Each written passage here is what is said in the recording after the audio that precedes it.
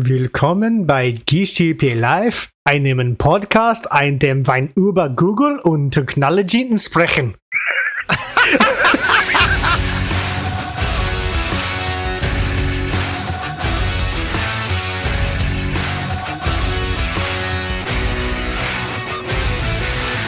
Welcome to GCP Live, episode 31, the first episode for 2023, for Friday, the 13th of January. GCP Live is sponsored by Kazna. At Kazna, we make your Google Cloud solutions possible. And I'm your host, Stephen Bancroft. On today's show, what to expect from 2023, AI and copyright, the biggest security threats of last year and of this year, and apparently, everyone is using Google Photos incorrectly. But before we get to any of that, I'd like to introduce the co-host of the show, Dave Wall. How you going, Dave? Welcome back. Thanks, mate. I'm back from a way too short break. Yeah. But we've got a public holiday coming up soon. I need that. I've come back. I've been in for a few weeks. I'll need that extra day. Yeah, we came back a little bit earlier than the rest of Kazna. Just to get things rolling on this project. Yeah, and like straight into it. There was no, I suppose we didn't have, that quiet roll off into the end of the year. Like we were like right down to the line when we wrapped up, and then first day back in, we're like, oh, okay, off we go. Just deliver. 9:30 stand up and we're away. Didn't know who I was, what my name was, but it was time to go. Yeah. But no, I've got that week off too over that Australia Day week. So yeah, well looking forward to that as well. For sure. Did you get up to anything during your break, as short as it was? Nothing too exciting. Getting my office all back in order. It all needed painting and stuff. So I think as soon as I actually wrapped up on that last day, I had all my desk pulled apart and... So straight into it. Yeah. Straight into it. So at least that's done now. I hopefully will never have to do that again while we're living here. Yeah, it's a big process. Yeah, I did a similar. I pulled out a lot of gear from this room and cleaned up, and it's just really dusty and just needed a clean. I didn't go the full clean out that I was kind of planning, but I kind of realised I didn't need to. You were saying the other day though that you did run into a little bit of dramas with it. You were a little bit pushed for weather. Yeah, so I'd emptied everything out and I had it sitting under a gazebo just outside out here, like all the expensive studio equipment, keyboards and a couple of laptops and bits and pieces. When I say keyboards, I mean like piano synthesizers, because I've got those in here as well. And there was a bit of work that I wanted to do. I wanted to mount some speakers on the wall, and I needed some parts from Bunnings, as you do.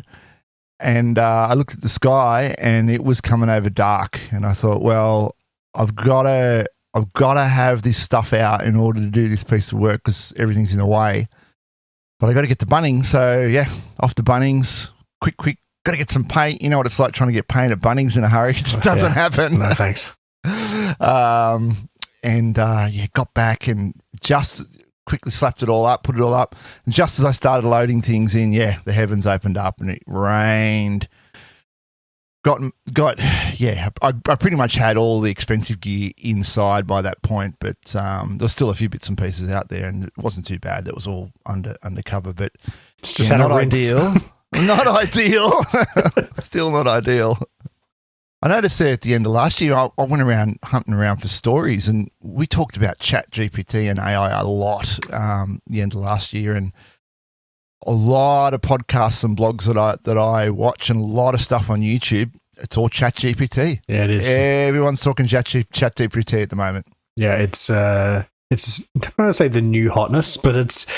I think people are excited because it's a genuine, real usage for AI that the kind of common person can use, right? Like this could very well be kind of like an internet moment, right? It was technology that then went mainstream.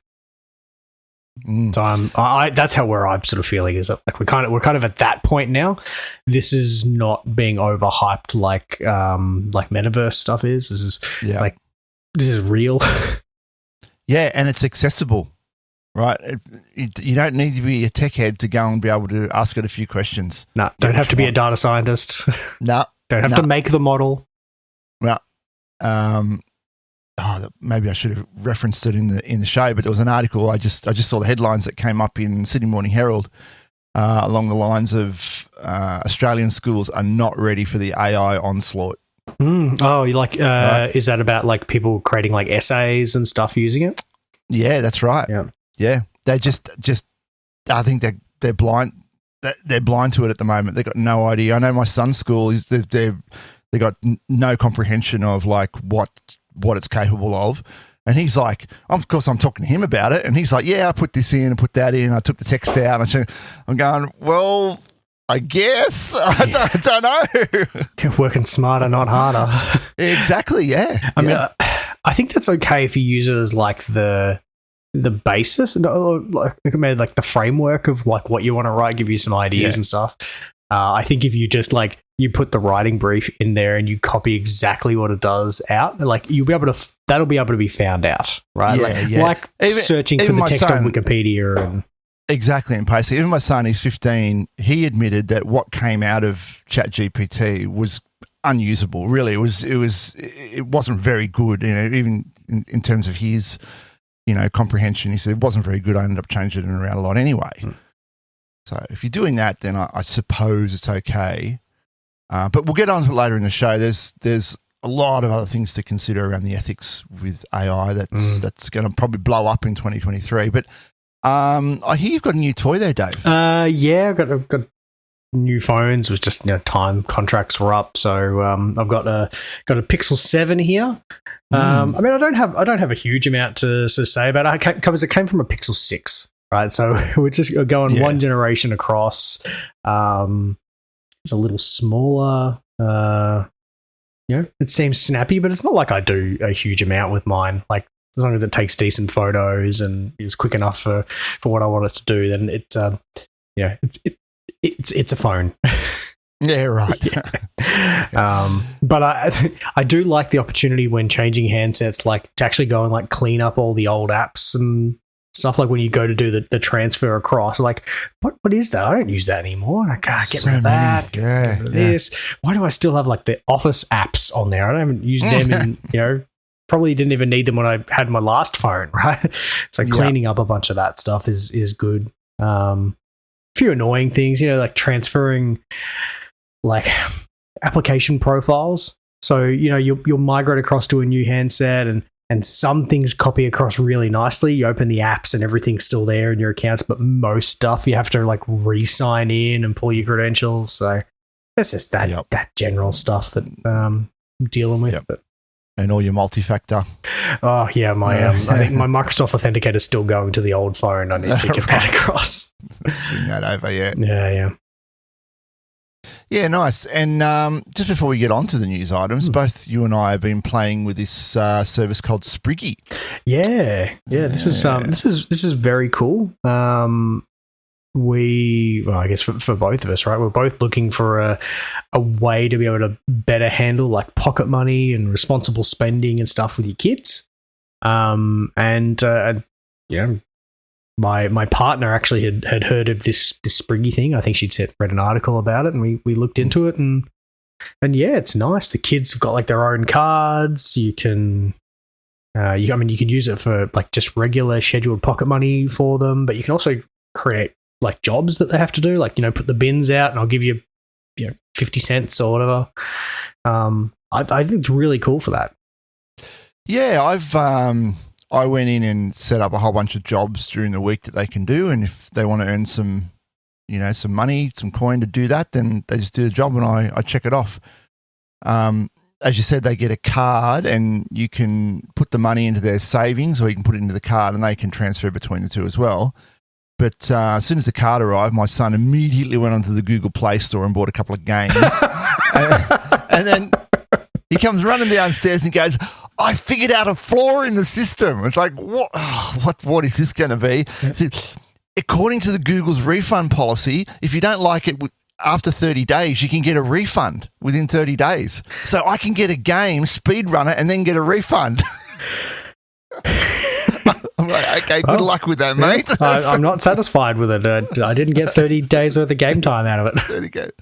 Yeah, and you're going to play all your 5,000 other games in the meantime as well. Yeah. Good luck. I mean, I have to admit, I think like so far, like I've been seeing some like good behavior from my kids. I mean, my kids are a bit younger than yours. So, you know, if we're going out to the shops, they're like, okay, would you like to take your Spriggies with you? They can, because they've each got their own tablets. They've got the apps on there. They can see how much money's on the card. They can handle that. And yeah, I've already sort of seen a couple of things where like my son was like, oh yeah, I'm going to buy something. Oh, actually, no, I might just get the cheaper one. I'll get something that's $4 instead. I'm like, all right. It's different from when, if we went to like the shop and we're like, oh, okay, go pick something out that's less than this, then they'll spend the full amount. So I'll spend that's right. Yep. Yeah, my son has a habit of going out with his mates and just buying stuff for his mates. Oh yeah. You know, he doesn't get himself like a bubble drink or whatever. He gets 5 of his mates $10 bubble drinks. So, well, I gave you $50. Where's the change? Oh no, I bought everyone bubble drinks. Like what the bubble tea? Like, what, yeah, mate. What do you think? It's just not an infinite, barrel of money. So yeah, hopefully he learns a little bit better from that. That's the idea. Anyway, let's get on with the news items. So what to expect from Google in 2023, an article I'll link in the show notes. This article just mentions a couple of things, and I thought I'd kick off with this because it kind of leads into another article we're going to talk about, which is the most relevant job skills for 2023. It says, this article says, since the release of the Pixel 7, Dave, which is quite apt for you. Thank you. Google's been on a roll, showing exactly why it deserves to be a mainstay in the ever-developing conversation surrounding flagship smartphones. So this is an article from trustedreviews.com, and they're talking about the devices. And they mention the 6A as well. Google's, they say that Google still has an understanding if it works in the budget space, but they zero in on the Pixel Fold. If the Google Pixel Fold does eventually drop in 2023, it'll be one of the worst kept secrets in the history of tech. Why is that? Has it been leaked? Yeah, it has been leaked. There's been renders coming around for a while. I must have missed that. Okay. Yeah, so I guess they didn't haven't done the official leaks. I don't know if you can recall. Official leaks. when I say official leaks, like the early previews, early last year when it was like the Pixel Watch was like announced, but it wasn't going to come out for 6 months. And the same with like the Pixel tablet, it was like announced. We still haven't seen it. Yeah. Now, I don't know about you, but I have got a fundamental problem with foldable phones. Okay. You were never like a Motorola Razr man? No. It's just the foldable screens. Now, where do we begin with this? Okay. So, electronics, right? They use the ribbon cables. You're familiar with those ribbon cables that are used in electronics, right? Now, quite a lot of laptops will have these, right? The ribbon cable that comes from the bottom underneath the keyboard somewhere up into the LCD, and that ribbon cable is a movable component, right, that flexes when that screen opens and closes. Now, I'm not that familiar with the technology behind foldable LCDs, but I imagine it's a similar kind of thing. Either way, you've got a part that moves, right? Yes, and there's going to be a duty cycle on the amount of there's going to be a duty cycle that has to be prone to failure. Yeah. Right? That is my fundamental problem with these foldable phones. I mean, we'll see what happens. It could be a 3D TV, right? It could just fall in a heap and just people aren't interested in it after a while, especially if there's a high failure rate. So, I mean, but the Samsung Galaxy Folds now have been out for a few years, and they're on a couple of different generations of them. Now, I know there definitely were issues in the first gen, but I have to admit I haven't been keeping across to see if it's like they're still having the same sort of issues year on year on year. Yeah, yeah. I think that I would like it. I think I'd like the screen real estate because I struggle with the need for a tablet. Right. Like, I mean, we used to have like a Nexus 10 when Google still used to make them, and that was like okay, but like I can usually use my phone for everything that I need to use, and then if I need something a bit more, then I'll use my computer. Yeah. The tablet for me has never really sat into a like as part of my workflow or like relaxing on the couch with a tablet. It's not. Yeah, I hear what you're saying, and I was that way as well before I got, mind you, before I got a tablet, which is like, I think I mentioned this before. It's a tablet Samsung S2 from like over 10. It's over 10 years old, still going strong, right? But you're right. I really only use that for, I don't know, streaming TV. Like if I take it camping, like that's what I'll watch something on. Yeah, I mean, I can see that, right? Yeah. But other than that, you're right. It's the phone, or then there's certain tasks I'm happy to do on the phone, but then there's certain tasks, I've got to go to a desktop or a laptop to do it. Yeah, and if I'm using that, usually it's like, because I want a keyboard and mouse. Yeah. I don't want a big screen. I want to get my hands away from it. That's and for me, I don't know why, banking tasks as well. Like I'm not comfortable doing banking on a phone. I just think it's prone to mistakes. I much prefer to do that on a desktop. I don't know, it's just the way I feel about it. Yeah. I would use my phone, but I tend to use the web apps. Yeah, absolutely. But okay, so I see your point here. A foldable phone would fill that gap. So you've got I could have some bigger screen real estate, but I don't have to have an extra device. You just fold it open, and there you go. You got your tablet-sized device. Yeah. Okay. Interesting. This article does go on then to talk about the Google Pixel tablet. So once again, where does this fit in, right? There's one thing that's cool about the Pixel tablet. I did see there's like a charging dock / speaker dock thing proposed for it. So while I'm not a big tablet person, I am a big like Nest Home Hub person. Like I've got Nest speakers and hubs like in multiple places around the house. It'd be kind of cool if I had, okay, all right, it's fixed in place. I can use it like a Nest Hub screen, but if I want to grab it and use it as a tablet, I can pull it off the dock and I've got that. Like that's pretty cool. Some sort of dock on the wall and you just grab it. Yeah. Otherwise, it's just a touchscreen controller. Yeah. Yeah. Okay. So, I mean, it'd be kind of, I'm expecting it'll be a more expensive proposition than like the Nest Hub Max is, but, like that I would be more likely to use it like that, I think. Yeah. Yeah.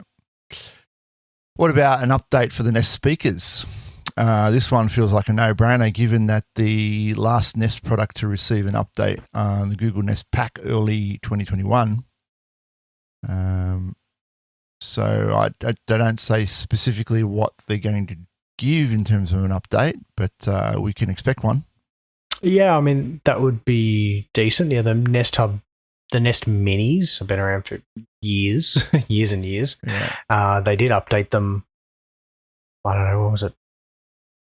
2019, right? So this generation has been out for a long time. I've got both the mini and like the speaker, like the bigger one. I haven't got the two where you can run them in stereo, but probably something that's a little bit larger would probably suit. Something a bit more bass. You need a sub. Give me like a 12-inch Nest.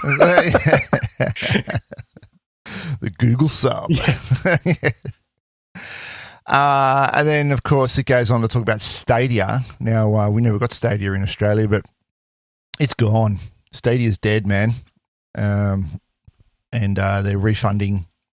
Apparently, I think I heard them making Epic Games available on the Epic Games launcher now if you bought them through Stadia.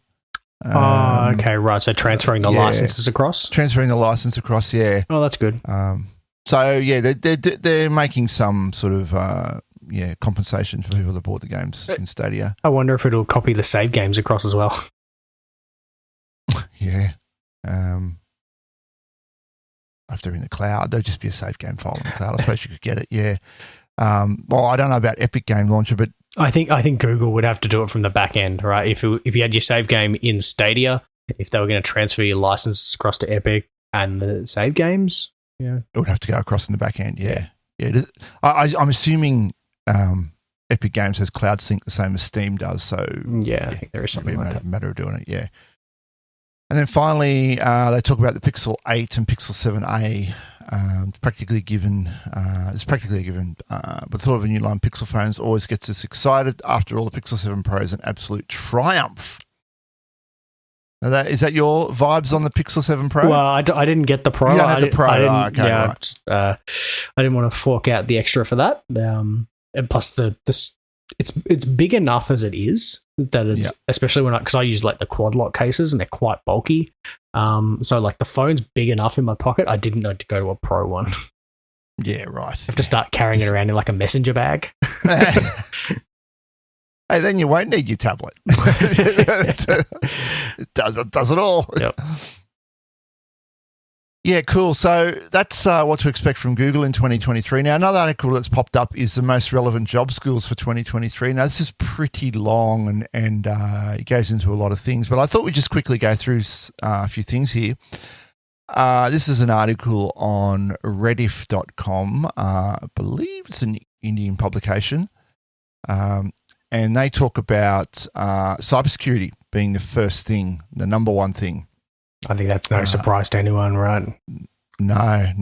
The cybersecurity market is anticipated to reach $376.32 billion by 2029. I'm glad they included that 0.32 billion, right? That makes all the difference. The 320 million. It's I know it's very accurate now with the decimal point. Oh yeah. Pen testing, application security, network security, and cloud security. They're your most in-demand skills.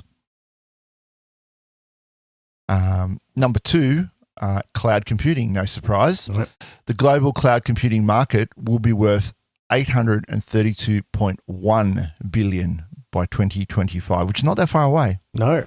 Gee, yeah. We're not even talking on the same timescale. No. $832 billion. I think the great thing is, as like a cloud engineer, is because the cloud, in quotes, right, is so big, and even if you specializing on a single cloud, and of course you should specialize on GCP because it's the best one. Not biased at all. So even if you are specializing in one cloud, it's so big. Like you can't be like, I suppose you can. I suppose you could be like a generalist cloud engineer, but if you want to niche down, there are so many different areas that you can dig into that, like, yeah, there's plenty to learn. There's plenty to grow. You'll find something that's interesting. Absolutely. And they finish off this paragraph. They say knowledge of cloud platforms such as AWS, Google Cloud, Microsoft Azure, Oracle can be an added advantage. You don't often see Oracle in the list. Okay, the only reason I ever see Oracle mentioned is, from what I understand, I think their free tier for their compute engine equivalent is quite generous. That's usually what I see is like people are like, oh yeah, if you need like a VM, just create an Oracle Cloud account and chuck it up on there for like your one VM. Yeah. Okay. And it's in their free tier for perpetuity? Yeah. I think so, yeah. Yeah, okay. Actually, that just now gives me in mind of you could build a multi-cloud lab and use the free tier compute kind of engines on like every cloud provider. And put them in one sort of Kubernetes cluster and then spin up as many consoles as you like. Yeah, I just on multi-cloud. I'm having some trouble with my Alibaba node, but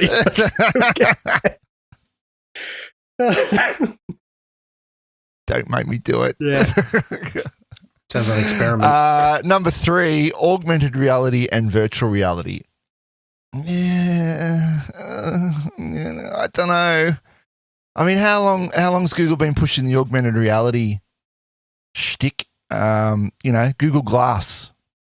I mean, this is what, 12, 15 years ago? Yeah, I mean, they still have, there's like an enterprise version of it, but it seems to be more used for, I think if you're kind of like manufacturing and training and stuff, it's more for like guiding people to, like you can get people to put them on, and then you can like, if you got like a smart hand sort of thing, like you can say to someone like, okay, yeah, I can see what you're doing now. So grab this, twist this lever. You can do those sorts of things. I could, where I could see it being used in military applications for like heads up. But I think they have their own system. Yeah. That's, soldiers on the battlefield, they get the heads up information, tactical maps, things like that. AR would be a boon, but people walking around, I mean, I hate to talk about 3D TV, but it always comes up, right? People didn't want to sit in their lounge room with glasses on, right? It's just... There were those cool ones, though, because they had the shutter glasses. You could the active ones. Yeah, if you had the active ones, you were able to do it where, like, you could, if you were playing like a 2-player game, you could split the view. You could split the view, right? So, I mean, that was cool. That's cool, yeah. It's bifurcated the same screen across the 2 users. Yeah. But you could do that with passive as well, because the polarized lights, the later ones came out, you could do that with. But, all right. And so you sit on the left-hand side, I'll sit on the right-hand side, and it's like a lenticular image. They're polarized 90 degrees to each other, so it doesn't matter where you sit. Oh, okay. I don't have to lay on my side to see it. Well, you could, and then you would see the other person's screen. But yeah, it's just hard. I think people don't want to have to go to effort. Right? They don't want effort. They want people. I mean, people are just generally lazy, right? And like to have to like get the thing and put the thing on, and people that are already wearing glasses, it's difficult for them. They got to put another pair of glasses over the top. And you get hot. Or they need an expensive set of glasses that do the AR. One day, give us a number of technological leaps. One day AR will be a thing, and we'll have every day, we'll have some sort of overlay image, and we'll see ads on every surface, and that'll just be life. But again, we're not there yet. Yeah, although, having had my little rant there, just thinking about things like, the in-ear, like earpods and some of the Bose in-ear, they're effectively a hearing aid, right? True. And that's like a bit of a ugly sort of clinical term, but they can either amplify the external sound or they can cancel the external sound, right? You can have augmented audio coming in, right? You can listen to your podcast and mix in external sound. That's an augmented reality in a sense, isn't it? I mean, that's true. If you're feeding information about the external environment in, like navigational information, turn left here, that's augmented reality, except you're doing it in the audio realm. So people are accepting it. Maybe the technology just needs to get a little bit better. Yeah, it could do. There's you actually just put me in mind of that, in sort of like the augmented audio piece. Have you seen the Shokz or Aftershocks, the like bone conduction earphones? So they come in behind your ear or something. Yeah. So they kind of sit over your ear and they kind of press along the back, and they're really good for cycling, right? So you can like listen to music, but you can still getting all the ambient sounds coming around you. It's not being so basically your ears are open and still letting all the external noise in, and you still get you can kind of determine where things are depending on where the sound's coming through. But because you've got these sort of bone conduction speakers as well on there, then you get your music, and it's really cool. It really just sounds like the music is just around you. It doesn't feel like you've got space, you don't feel like you've got headphones on. It sounds like there's a speaker in the room playing music. I need to do this for snowboarding. This would be awesome for snowboarding or skiing, because you put your earphones in and the world's blocked out. You can't hear the snow under the board. And someone trying to pass you or like... Someone trying to pass you, or you go into the line, you've got to communicate with everyone else and the lifty and everything. You've got to constantly take your earbuds in and out. Mm-hmm. This is the perfect solution. Yeah, they're really cool. I had a mate who was a cyclist who sort of put me onto them, and then I went and tried them out at the bike shop. Very, very cool. It was baffling for me that when I was like demoing them, I was like, and you can't hear this. And like, nope. Like just just sounded like it was playing in the room. Now I really have voices in my head. Anyway, let's move on. Number 5 on the list, DevOps. Yes, good old DevOps. Market generated more than $4 billion in revenue in 2019 and is anticipated to grow by over 20% between 2020 and 2026. So, get your DevOps on, guys. Mm-hmm. Combination of development operations, as we know, automation, infrastructure as code. Don't go clicking on things. No. As long as the API supports it. Yeah, that's been our problem, hasn't it, Dave? Get declarative. Get declarative. I mean, even here at home, I mentioned my Proxmox setup here at home. I build the whole thing out now in Ansible. I'm not going and logging into boxes and running commands anymore. It's just done in Ansible, and that's all in a private repo in GitLab. So, awesome. In GitHub. If I ever need to rebuild it, it's all there, and it's a way to go. Make sure you're getting your DevOps on. Number 6, data science and data analytics. I think it goes with that saying, doesn't it? Yeah, because I can't say anything about it because I'm not a data scientist. Data science, it's good, probably. Nearly 91% of organizations have not yet reached a transformational level of data and information maturity. And, Lizzie on the show a few weeks ago, she was saying we've got a long way to go for data democracy to make data available to everyone. A lot of work there to be done. Yep. It's a huge market. Yep. Number 7, blockchain. Number 8. Where do we begin with blockchain? It's kind of a technology that just exists and hasn't really found I was going to say a killer use case, but I guess Bitcoin is a killer use case. But as every day goes by, literally the value of Bitcoin of cryptos is getting less and less. I think the problem is that the blockchain has become synonymous with cryptocurrencies, and that's where the issues are. It's not the problem with blockchain itself. It's just, it's really a database technology, right? Yeah. You think torrent, you think pirate, right? But that's not the case. Torrent technology is really good. Peer-to-peer is really good. Yeah. But unfortunately, it's been seconded by pirates. Same case here. Yeah, 100%. Yeah. Big data. I guess this works in with data science and data analytics. Data everywhere. Big data jobs are increasing every day since organizations have become data-driven and analyze data for high productivity. Number 9, Internet of Things. Yeah, okay. I think we've still got a long way to go in Internet of Things. There's an article coming up a bit later in the show where we talk about the security, where we'll touch on the security problems with Internet of Things.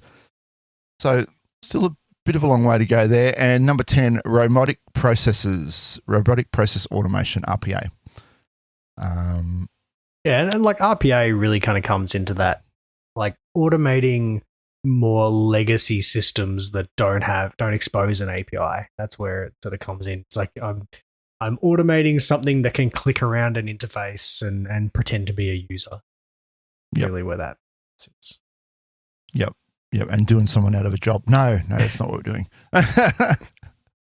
It's about doing more with less. It's always been about doing more with less. Mm-hmm. So there you go. They are the big in-demand skills for 2023. So we'll move on here, and we're going to address the elephant in the room. The elephant in the room. Please say that you actually are going to drop like an elephant soundbite right now. like a trumpet. It's like Homer Simpson asking for the elephant prize. No, but where's my elephant? Where's my elephant? No, look, the elephant in the room, and I personally think this is going to blow up in 2023. A couple of articles I got here. One is a Verge article, and the other is actually a YouTube video, which I'll link in the show notes. But they're both talking about the legalities behind using data sets for training AI models. And this has blown up around a court case that was put forward recently to Microsoft in regard to Copilot. Now, there have been several instances where Copilot has previewed some code to the user, and it's almost more or less, and there are some screenshots in the article, a verbatim copy of someone's original source code without attribution. Now, for the people playing at home, Copilot is? So I used Copilot for a little while. Copilot is a plugin you can get in VS Code that will anticipate and give you suggestions for code you're about to write.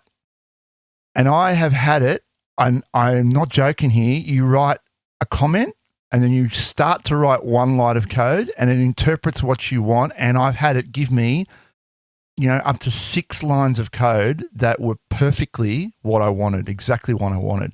And if you want that, you just press tab and it fills it in. And I'm talking like variable names, the whole thing, exactly what I wanted. Yep. Because it looks at what you've already written. It looks at a comment, if you put a comment there, and then it fills in the next bit of the code. And I think for you, you're predominantly, doing Terraform. So I suppose because Terraform, there's a lot of reuse of modules and declaring things that other people have declared. Like there'd be plenty of samples of, I'm creating a VPC and I'm creating some compute engine instances and a GKE cluster, and people do that kind of stuff in Terraform. That's right. Oh, and Python as well, right? Yeah. Python's the same. I did some stuff in Python, and it was just as competent in that. Now the problem is the data set that's used to populate that model is all copyrighted, owned.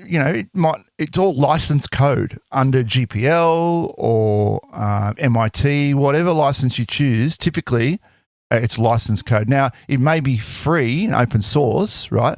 Doesn't mean there's not a license attached to it. Still needs to be attributed. It's got to be attributed, right? I think in 2023, this is going to blow up.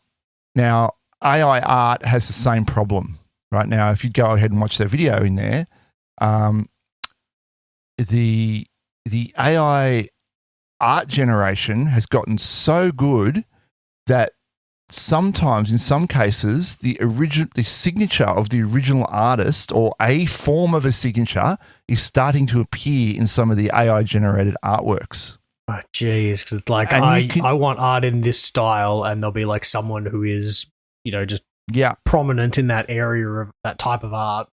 So it starts producing art like theirs, and that kind of art has this signature on it. So I should put that signature on.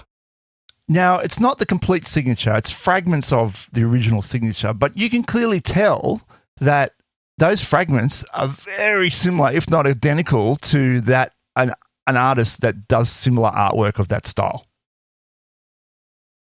Right? That's a problem. Yeah. Right? Yeah. It's interesting seeing the pushback against AI art as well from people who are quote unquote, real artists. Pushing back on it.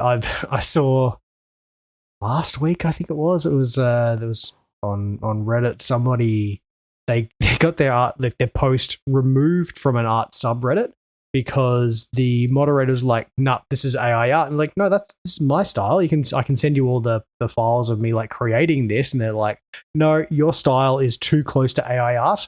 Find another style. It's what? That's so unreasonable. I mean, I think about, I'm a muso, so I think about music, right? We're not at the point where we're generating AI music, but think of the frivolous lawsuits that have come about with, stolen melodies. Yeah, three notes. Yeah, I could go on about, famous cases, but I mean, what's going to happen when we've got AI generated music and it's just going off and making this music, which is based on, all of Katy Perry's, back catalogue. Oh, this song sounds like Katy Perry. Well, we're going to sue you. But hang on a minute. It's originally created. Where does the line become drawn? Yeah, it's very, very murky. Very murky. Yeah, and if you think of like SoundCloud, right? Like you can have an AI that's just harvesting all of SoundCloud. Yep. Spotify could do the same thing, right? They could even YouTube. There's enough videos on YouTube, enough video clips on YouTube to do that as well. So all the data's there.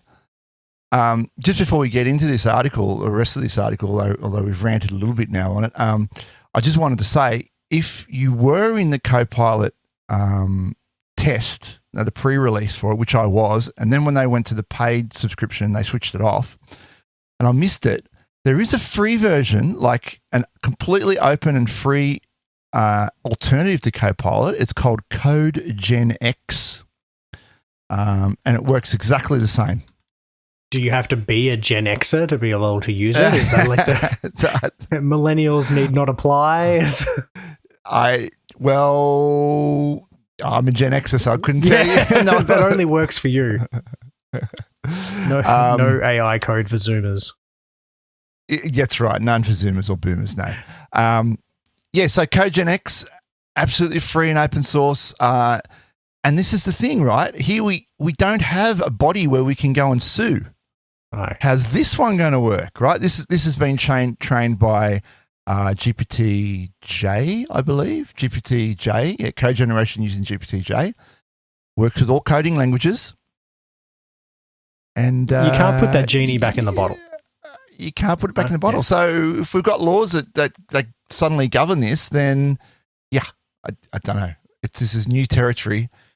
So this particular one, Microsoft, its subsidiary GitHub, and its business partner OpenAI have been targeted in a proposed class action lawsuit, alleging that the company's creation of AI-powered coding assistant GitHub Copilot relies on software piracy on an unprecedented scale.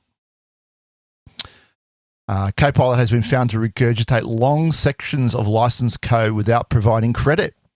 Prompting this lawsuit has accused the companies of violating copyright law on a massive scale. Now, what would solve this? If it gave you a code suggestion, could it have a pop-up with the attribution in it as well? Would that solve the problem? I mean, it might be an approach. But then you go on to look at this. Look at this guy here. This is a tweet from this guy, right? Tim Davis, right? Now he says, if you put in, this is some C code. If you put in CS produces my CS transpose, CS bus, it says my code on the left, GitHub on the right. Now, if you look at this, and you guys listening will have to go and dig down into this, but you look at the code, and it's similar, right? There's no doubt about it. It's similar. But, any smart person that actually knew what this code is doing would probably write a routine very similar to this anyway. And some of the variable names are switched around and changed around, but functionally, it's going to do the same thing. But that's programming, right? There's a lot of different ways to get to the same end. Some ways are better than others, but it is hard to say. If it's not a line for line, exact replica, it's what constitutes a copy, right? Did it copy you? It might have ripped off somebody, but maybe it didn't rip off you. Yeah. And then, what if I go to GitHub and, I'm going to say I've done this once, I've done this more than once, GitHub or, Stack Overflow, and so just some code there. You take one line. You go, that's the line, right? I put that into my code. Yeah. At what point, the variable names are completely different, right? It's just that function that you need, right? At what point do you have to give attribution? I'm not copying a full block of code, right? It's just a little tiny thing. Who do I have to attribute my hello world to? Yeah, exactly. So it's nebulous, right? Or some HTML boilerplate. Yeah. So this article goes on, speaking to The Verge, Butternick, that's the lawyer, and Manfredi and Cardio, say they expect the case to have a huge impact on the wider world of generative AI. I think it will, if it gets up. Microsoft, of course, will appeal it straight up, although motion to have it dismissed. But these guys seem pretty confident that the court will hear it. I mean, I think it's probably important to at least level set and see, like, okay, how this court case comes out, and then how the rest of the industry will then proceed versus training on public data sets. Yeah. And that's the point, isn't it? Public data sets. So if you put something on the net, if you willingly put it on the internet, is it fair game? Yeah, but then does that come into like as part of like GitHub's terms of service? Like if I'm using if I'm using private repositories in there, have I signed away the rights to my code? In private repositories, well, because that's a little bit different, isn't it? Yeah, they see it. That's right. Yeah. YouTube. YouTube have been saying this all along. You put in anything on YouTube, it's ours. Period. Right? Thank you. Yeah. So we may end up seeing it going that way, but it's really at odds with open source licensing, and in this article, there's a quote that says ultimately it could be the end of open source licensing altogether. If that's the way it ends up going, we could be going back to a closed source world if they don't work this out. Wonder what Stallman has to say about that. That'd be interesting. I really would like to hear his opinion on what he thinks about this.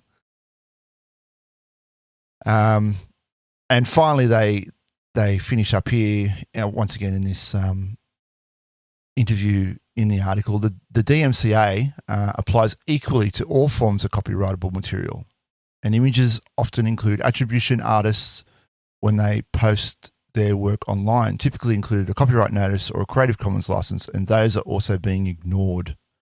So anyway, food for thought. I want to track this. I'm fascinated by this to see how this goes. So we'll track it during the year. You're right. It will be a big one for this year. Yeah. All right, let's move on.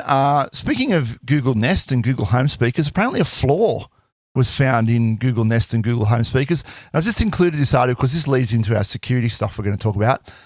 But I'll link to this article. They don't actually tell us what the problem was, but Google Home smart speakers were found to have a severe security vulnerability that could have potentially allowed hackers to spy on unsuspecting users. Yeah, you had to be within wireless radius of the speakers themselves, because they broadcast a network to help with setup. Oh yeah, I know it. Yep. So yeah, you had to be within range of those to be able to do it, but that's not hard, right? Like they still broadcast pretty far. If you're standing at the front of someone's house, you could do it. You could get to it, yeah. In a blog post, cybersecurity researcher Matt Coons detailed a serious Google Home bug. Oh, the link to the blog post is there, so you could go read it. They could have potentially given hackers remote control over the smart speaker through Google Cloud's APIs. According to Coons, the vulnerability could have allowed malicious actors to add themselves to the Google Home app and utilize voice commands to activate the microphone on the affected device and therefore listen to your conversations. But it looks like he got a pretty decent bounty from that as well, from the bug bounty program. Yeah, cybersecurity researcher says he received a total of 107,500 from Google for discovering and reporting a vulnerability. Nice. So yeah, I mean, this kind of highlights what I mentioned earlier about IoT. It's still some way to go. We've still got to work out. Things like this are still sneaking through, and of course, the more IoT devices we have, the bigger the surface area for attacks like this. Yeah. I mean, related to this, not so much on the security thing, just in terms of IoT in general. I don't know if you noticed, there was a few articles over the last couple of months about how much money Amazon was losing on Alexa. Like it was costing them something $10 billion a year for that line of business. Like, right. it was a real loss leader, but people aren't really using them for buying things. Right. They're not doing like, I don't want to call that the watchwords and set off people's podcast, listening ones, as happened to us the other day because we talk about Google all the time. And it sets off Cancel. But using them and like saying like order a pizza, it's not like people just don't use them in that way. I'm sure there's a couple of people, but not nearly enough to justify. Listen to music or something. Yeah. I mean, they're not buying products with them. No, correct. Yeah. I'm doing it to cast. I'm setting timers. I'm doing that kind of stuff. I want to know directions somewhere. I want to know the forecast. I don't want to buy a product, especially without being able to see it and say, yes, I want that specific product.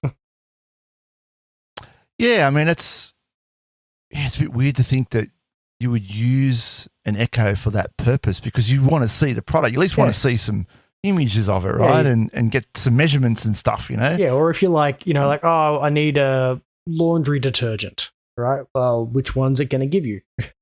It's like, I really want brand A, not brand B. So, home speakers, I don't know. It's 3D television. That's how I feel about them. I don't have one. Oh, dude, I've got so many. I like, because I like using them as a kind of like a cheap Sonos equivalent. Because you just put them all in a group. So I'll just say like play music on speakers, and I've got a group called speakers, which is all of the screens and speakers in the house, and it plays them all at the same time. Yeah, I'm probably a bit of an audio snob, and when I listen to something, I want it on good speakers, and I've got like the speakers here in the studio, or like a Bluetooth, really high quality portable Bluetooth one, and even the ones on my home theatre system, I don't think the speakers are that good, so I rarely listen to music on those. Yeah, right. So I don't know. You just hate it. You just walk around you'd hear bad music everywhere. I hear bad sound everywhere. Yeah, I can spoil audio for you too if you like, Dave. No thanks, mate. Anyway, let's get on to this next article. The 10 biggest hacks and cybersecurity threats of 2022. Now, this is great. Number one, and we'll blast through this list. Hackers steal $32 million in crypto from the Bitfinex exchange. Yeah, successfully stole 32 million worth of crypto from the popular Bitfinex. It was huge. Yeah, right. It was a phishing attack against their employees. Yeah, make sure you got that multi-factor on. That would have avoided a lot of the problems.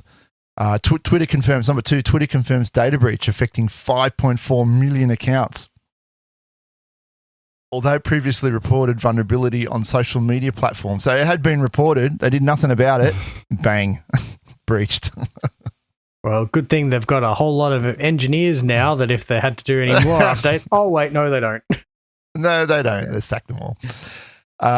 Suspected Grand Theft Auto 6 hacker arrested by police. So the whole Grand Theft Auto 6 source code was stolen by someone called Toxic and then sold on the dark web.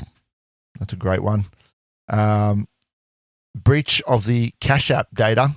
Now, I don't think we got Cash App here, but apparently it was a big deal. That's part of Twitter. There is another Jack Dorsey company. Right. In April 2022, it affected 8.2 million current and previous users. Boy, oh boy. I think it's big in the hacker downloaded US. Reports. In the US, contains customers' full names, portfolio values, stock trading information, brokerage accounts numbers, blah, blah, blah, blah, blah, goes on. Marriott International data breach, number 5 on the list, affected up to 5 million guests. 500 million. 500 million. Well, yeah. Okay, that's a bit better. 500 million, jeez. In November, Marriott International announced that a data breach had affected the reservation system of its Starwood Hotels and Resorts brand, potentially compromising the personal data of up to 500 million guests. Oh. Yeah. Pretty sure I've stayed at a Marriott. I was probably in that one. Yeah. And especially because, with hotels, you do have to give them so much information. You do have to give them your passport number and you've got your credit card details. They got a lot of stuff they keep on just in case, you don't settle your minibar tab. That's right. Yep. Oh, and they have their reward system as well. They tend to keep a lot of information for that. Number 6, Binance crypto exchange suffers a data breach. In May, hackers accessed the personal data of some customers for the crypto exchange Binance. Large amount of user data.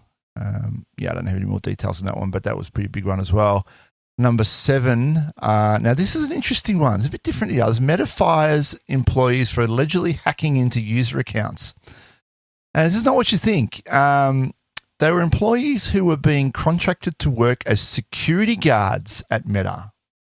Used a heavily regulated internal access tool called OOPS to reset access to Facebook accounts. So how did the security guards have access to this system? Was it just sitting on an open desktop PC somewhere that was always logged in? On like the security desk or something, and it somehow got around in amongst the security guards, or you can go onto your ex's Facebook account, which is probably what was going on, resetting it, and then, reset the password and get into it and do all sorts of nefarious things. Wow, that's a shocker. That is a shocker, yeah. And I'd have to say, going into someone's Facebook account, I'd like to think very few would be sort of a malicious attempts. I think it'd just be people mucking around, going in, I gotcha, but they don't realise what they're actually doing. That's an interesting one. Number 8, Dropbox enterprise data breach following a phishing attack. Yeah, okay. As a result of the attack, 130 Dropbox source code repositories were affected, and the hacker was able to access some of the code stored on the platform, including API keys used by developers. Once again, it was a phishing attack on an employee. And number 9, we know about this one, Google Block's largest ever DDoS attack. We reported on this one. Just to give you numbers again, it targeted Google Armor with HTTPS reaching a peak of 46 million requests per second and lasted for 69 minutes. It was carried out from a staggering 5,256 source IP locations in 132 countries and was 76% larger than the previous record-holding attack. That's big. Yeah, it's chunky boy. But Google soaked it up. No problems. That's nice of them. Yeah. And then this last one, I have to say, if you're using Kaspersky antivirus, get it off, get it out of there, because the United States Department of Homeland Security and Federal Communications have recently updated their list of foreign information technology companies that are considered to be a threat to national security. I thought we knew this about Kaspersky like 15 years ago. Yeah, I think it's always been the case. Right, like it was owned by the FSB or something else. Something like that. Yeah, China Mobile's been thrown into that list as well. Can't be trusted. And China Telecom can't be trusted. Yep. Throw it in the bin. Yep. So that's what happened in 2022.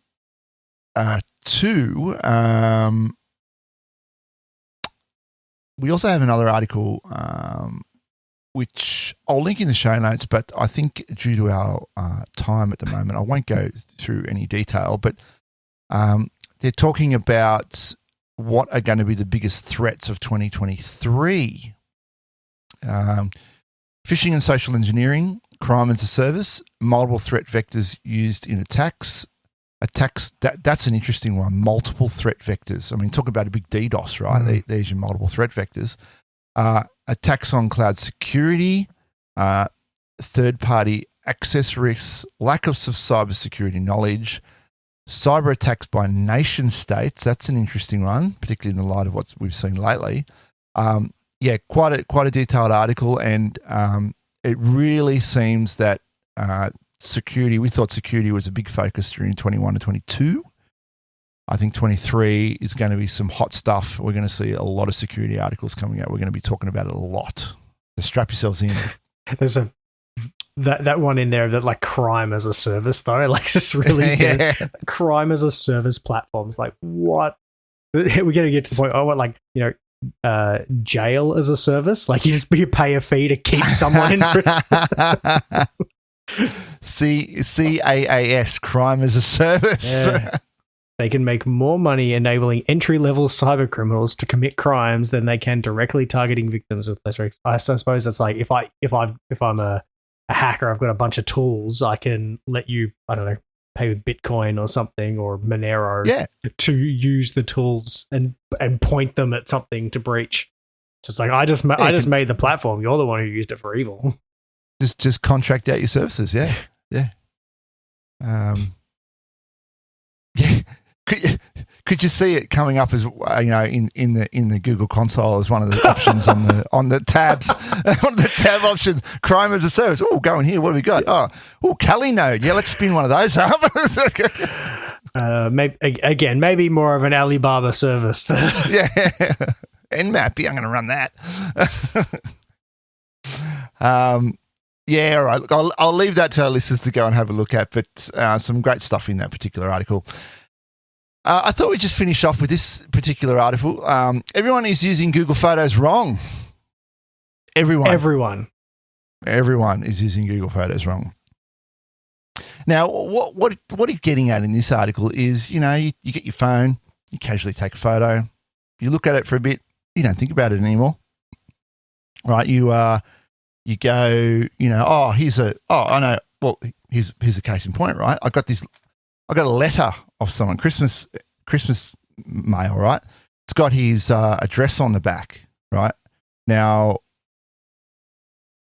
just take a photo of the address, boom. I've kept it, I could go and put the address into contacts, but it's easier to take a photo. That then is information that's in photos, right? So what he's saying is you take a photo of stuff, it goes into photos, it gets uploaded to the cloud, you forget about it, there's all this PII in there.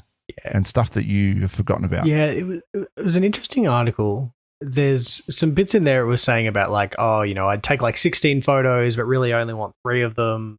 So I just deleted the rest. I don't see the worth in that. Like, so what? You got capacity, right? Like the amount of free space you have for all your photos now, like it's less of an issue. But certainly after reading this article, I jumped into my Google Photos and I typed the word passport in the search and there was my passport in there. So certainly that kind of stuff, you want to get that out. But there was the pieces in there about just like deleting duplicate photos. I'm not, because I would rarely manually scroll through my photos. Now I do a lot more searching for things in there. Yeah. I like having that context. One thing though that now I don't know if it's just with my brand new Pixel 7 here, but something that I noticed in the camera app now, because there is that piece about like you take a photo and then it ends up in Google Photos and then it replicates off to the online one, and then because I've got the screens around the house, a bunch of my photos are on the screensaver, and that's right. Usually pretty nice, right? Like we'll see a whole bunch of historical stuff, like, oh, you remember that day, that's nice, that kind of stuff. Yeah, comes up. Yep. But also things like, otherwhy you're not seeing them. You're not seeing them, right? So using it like a digital photo frame is great. But if you like have your passport photos, or my wife was saying like we could take a photo of like a present that you're buying for someone. Like, oh yes, I've seen that. I'll take a photo of it, and it can appear on the screen, and then like that person can see it. Yeah, right. But on my new phone, I've now actually seen a thing where if I take a photo, I can, instead of sending it to the regular photo gallery, in the camera app, I can send it off to a locked folder. Right. And the locked folder is only kept on the phone. And that's done at the time you take the photo? So it's after I've taken it, I can put it in the locked folder instead. Right. So I can go back and I can remove them and put them in there. So good for things like passport photos, or, if you're the sort of person who's taking photos that you might not want to become, shown on your home screen, like that kind of stuff, right? Then, it's nice to have that option. I definitely wasn't there on my Pixel 6, but it might just be an update in the camera app that I didn't know about. Right. But I do like that. So it's still using like Google Photos, but it's keeping it a separate area. I used to be really fastidious with my photos, and I'd go through and I'd weed out the you take the blurry ones or the not so good ones, and then I put them in a thing, and then I'd date it, and I even, when Picasa was a thing, I even had libraries in Picasa, and I had them all annotated as well. I just did a holiday, and that's exactly what I did. And I've still got the Picasa binary. I can still spin it up, and the annotations are all there. But so that was really handy. But you don't do that anymore. Take so many photos, and they just go off into the ether. Yeah, and the metadata's all there as well, and it becomes searchable. And usually, if I want a photo like, I was in this suburb when I took the photo, I'll just search for the suburb. Oh, there it is, because it's all geotagged. Yeah, that's right. The tagging does get a little bit better, but it's not perfect, right? You can't always find what you want, especially like with the kids, when they're younger and now they're older, it doesn't always match up through the age, especially with my two dogs. My previous dog was a German Shepherd, and this one's a German Shepherd, and it just does not know the difference between the two of them. So look, you just need to be aware that there's going to be stuff in there that is PII, and if you've got some time while you're on holidays, just flick through your thing and just delete some photos that you don't need. It does surface every now and then, and say, do you want these photos anymore? Do you want to archive these photos? And then, I know occasionally I do. I delete them. I think it's well worth dropping in there and typing less like passport or driver's license in the search and seeing what come up. Look, we'll finish up on that. That was a bit of a fun one. Make sure you check your Google Photos. Don't forget to, you can find us on iTunes and Spotify. Go to iTunes and write us a review. You can also contact the show, gcplife@casno.com.au. We still have a Twitter @gcplife, and the website, you can Google that. And if you Google GCP Life, you'll see a picture of Dave. Don't get too excited. He's usurped. Yeah, your position has been usurped. That's it. So we're getting that fixed up to get the correct host in the picture. And don't forget, today's sponsor is Casno. At Casno, we make your Google Clouds solutions possible. That's it for this spooky January Friday the 13th. I had to say it. Oh, yeah. You got anything else for me, Dave? No, I hope everyone has a lovely Friday the 13th. Not spooky at all. And Banky, if you grew a beard as nice as mine, then maybe you could be the front man of the podcast. Don't make me. All right, guys, that's it from us. We'll catch you later. Bye.